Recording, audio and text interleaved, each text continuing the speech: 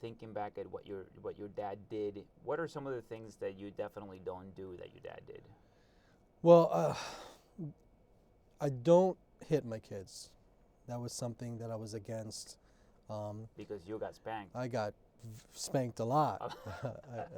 You could say I got beat, really. And so that's not something, that wasn't an approach that I thought worked, with me. So Okay. that wasn't something that I was going to do with my children. There may be an occasional spank on the behind, Right. but, not where you're breaking out the belt and, Yeah. spanking your kid, Right. So my approach has been different in that aspect, where I actually have a conversation with my children and set my expectations, and I make sure that they follow through with those expectations. I'm glad that you bring up setting expectations, because it's so important. I mean, nobody knows what you want them to do until you tell them that, and that's what expectations are. Right.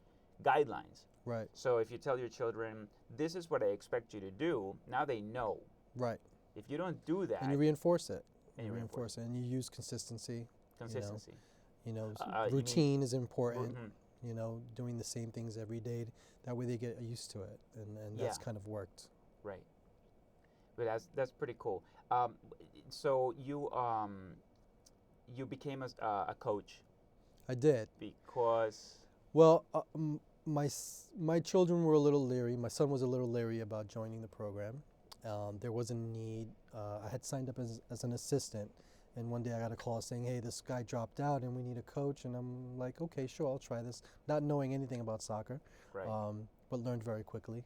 right. And now I've grown to love it, Yeah. actually, and enjoy it very much. So your life today seems to be pretty different than what it was. Yeah, very much know. so. On Saturdays, we're going to baseball, we're going to soccer, Right. back-to-back games. My daughter's in softball as well, so we're going to her games. Right. Very family-oriented. So we know what you don't do that your dad did, right? Mhm. The spanking. It's being a little less violent and Mhm. loving, I guess, more Correct. loving. Okay. And what about some? Did he ever do anything, or did he do many things that you thought were cool that you're doing today? You thought, wow, this felt really good when my dad did it. Unfortunately, no. I mean, back then, my dad worked, night shift, so I didn't really see much of him. I was a latchkey kid. Mom would come home from work and go straight to the bedroom and watch Oprah. So Oh, wow. it's pretty much on your own, Okay. And so, that's why I guess those relationships developed in the street Right. rather than at home. And Right. so, I spend a lot of time now with my children rather than with friends. My best friends are my kids, Yeah. and my wife. And, they That come was one of the first. first sacrifices that you had to Correct. make early on. Absolutely. You That's can't hang out and it's anymore. a change. It's a mindset that it took a long time for me to get to. Right. I wasn't at that point when I was 17, 18. I was thinking about hanging out and Right. being with girls, and Right. so it took a long time to transition to that. For It sure. does, and especially when the children are little. Mhm. It's easy to think, oh, I can still go out. Right. They're so little, they don't need Right. anything, and mom can take care of them. Yeah. But that's a mistake, because this is the time for you to be there. Yeah. You're supposed to be developing that relationship. Right. Um, And you can, and actually, this is true, because you can see we can see this in your relationship with your first child. right. You were not there to change the diapers, Right. right? To wipe his nose, Right. to maybe give him a bath. All of those things are what build strong. Yeah. And Relationships. those are the mistakes that I learned from and made sure that didn't happen Yeah, the second time around Yeah. when I had the second chance. Yeah. that's pretty cool. It's cool stuff. What advice that you would give yourself, your 17-year-old self? What would you? I would would you say slow to that guy? down. I would slow down. Slow down. Yeah. I was in such a rush to be a man back Yeah, then. I was too. And, I tell my kids, enjoy what you have now so that, because there's plenty of time to do all the fun stuff, and just be a child. Enjoy your childhood now, because you're not going to get that back. You're not gonna get that back. There is a lot more time than we think that there is, right? When you're Yeah. 17, time seems to be running out. Yes. And when you're 30 or 40, you realize, well, wait, no, hold on, there's a whole lot of life left. Right. I mean, I expect to live to 80, and I'm 41 now, so that's 40 years. Right. It's a long time. Yeah, there's still a lot left to learn. I'm still learning how to raise my children every Right. day. Do you educate yourself? Do you read books? A and lot try of to, reading, yeah? parental reading books, seminars, No way. YouTube a Seminars. lot. Yeah. Yeah, and that definitely helps. I took a lot of the good from the families that I stayed with, Yeah. and tried to incorporate that into my life. Right. The things that I saw with these families that I stayed with, that I thought should be a part of my life when I had children. Right. That's kind of the That's model pretty that cool. I That's follow. smart. That's smart. You got to look around. You got to see what's working and what isn't working. Right. All right. What makes very, very clearly, specifically, what makes a good dad? What do you think? What do you think is a good dad? I don't know. Maybe you can think of it as, if you could become that, what would it be? What is it that you're aiming for? A good dad has patience. I think somebody who's consistent, who's willing to sacrifice for their children. It's not about you anymore. It's about them. Right. And What an example of sacrifice? not going out on Friday nights. Yeah, that's pretty big. Taking them to the movies instead of Taking them to the your wife or your girlfriend to Right. the movies. But hold on, and here this is important, because it might seem like a sacrifice, but in reality, even though I don't want to go watch Spider-Man, being with my children, it represents an opportunity. There's so much to be learned while I'm there. Right. It's a different place. It's a place that I wouldn't have to be in, or a situation I would not have an opportunity to be in if it wasn't for them. So You have to take advantage of those opportunities. they become opportunities Right. rather than We have a thing at home where we try to eat dinner at the table at least once or twice a week. yeah. And we go over the day, and my children will tell me exactly what they learned first period through eighth period. And, what was the super awesome of the day. And they kind of tell me what that is. Yeah. Sometimes it gets monotonous and they don't want to do it. They don't want to do it, right? But I think that's the time where we're our closest. And Yeah. sometimes we're fighting at the table, sometimes we're crying at the table, other times we're having a good time together. And I think that consistency has been very important. Right. So a good dad is present. He self educates. He's patient. Yeah, you need a lot of patience with kids. You need a lot of patience. Because the way they learn is a lot different than an adult would learn, Right. their capacity for learning. Right. So they're not going to grasp those concepts that quickly. Let me see.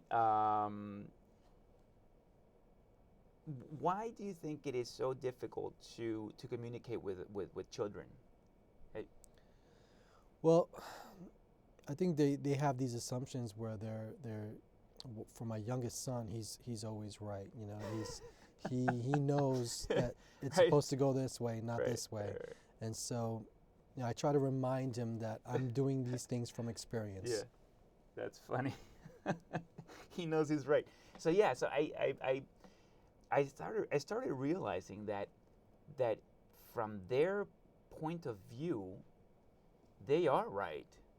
I started realizing, right? So it seems like from the moment that they begin to recognize that there is a them, right? That they have a self, that they exist. They start saying, wait a minute, no, this is my life. It's like common sense to them. It Yeah, makes yeah. sense to them. Yeah. This is my life. I'm right. I know everything. And Right. and they want to do what makes them happy. Yes. They want that instant gratification. Right. And sometimes they need to slow down before they get there. It's tough. You can't explain to them where they are. They don't get it. So you have to be patient because Big picture, you have to kind of explain to them, okay, you're doing this for a reason, and this is why you're doing it. You're practicing baseball and you're standing out in the field and it's boring, Right. but eventually you're going to get really good at it. And Right. you know what I mean? That's tough, and that's what a Right. good dad does. Right. I explain it to them, right? Tell it to them. Yeah, the communication is important. I know back in the day, my grandfather wouldn't say two words to me. He'd come home and he'd put on the TV and watch the Yankees play, and I wouldn't have a Yeah. conversation with him about his day. Right. Now, in my day, we're having conversations, how was your day, Dad? How was your day, son? We talk about it, Right. the feelings that we went through, the emotions we went through, and we kind of learn how to they learn how to deal with those emotions a little bit better. Right, right, right. Now you have daughters. I have 3 daughters. I have to know what you're currently doing to prepare them for young men such as that 14-year-old that you were. You know, I'm flying blind, really. And so, I try and always look at how I was when I was growing up and try to look at it from that point of view. My wife is always reminding me that as well. Right. My daughter's currently dating. My 16-year-old is dating, and I'm always reminding her that it's not so serious. Okay. This relationship may or may not end. It can continue. It cannot continue, and don't be so serious about it. Right. Have fun. Do you tell her how boys can be so? We have a conversation. Boys only want one thing. They're gonna tell you have- they have love said you. it. Yeah, they're Okay. gonna tell you they love you, and they're gonna tell you everything you want to hear to get to that one thing. And Right. Right. so they understand that. Okay, you've said it. You've Yeah, said it. absolutely, absolutely. Because I think that's what I would say. And I think I should have done it sooner. Yeah. I think I should have done it when they were like 12, 13. But were you afraid it wasn't age appropriate, or were you concerned that by bringing it up, they were going Both. to? Okay. Both. Yeah, I thought it was an age appropriate thing. I thought I could wait until they were like 15, 16. But that's not the case. These kids grow up so fast now. So you're thinking 12. 12 would have been. 12, 13 would have been a better time to have those conversations. How can you tell me a little bit about how has the sex talk been? How is that? How is that? Can you share something? It's uncomfortable. No one is ever good enough for my daughter, right? Yeah. And thank God my wife is there to back me up and interject appropriately. Oh, okay, right. Because she was a young woman as well. Yeah.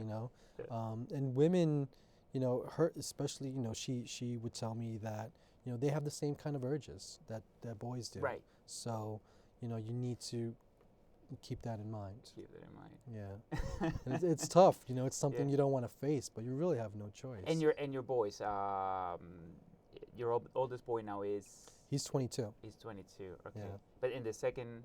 No, wait. So it's 3 girls. So it's him and 3 girls. Yeah, but Okay. he'll be 22 in October. I have a 17-year-old daughter, 16-year-old daughter, a 14-year-old daughter, Oh my God. and my youngest is 8. Oh. And he's my boy. He's your boy. He's. Right. And with him, you talk to him about girls. Jokingly, he says he's got these girlfriends in school. He's in 2nd grade, so it's not so serious right now. Right. Right. Yeah. That's funny. Okay. Well, so Mike, we've come to the end of our program. Okay. We've completely run out of time. It was a real pleasure. It was a Thank pleasure. you so Thanks much. for inviting me. Thank you so much for joining me. So that's it. Thank you for watching. And if you are 16 to 24 years of age and you would like to have a conversation with me on the show, I would love to have you on. And just be on the lookout for the next shows. Thank you.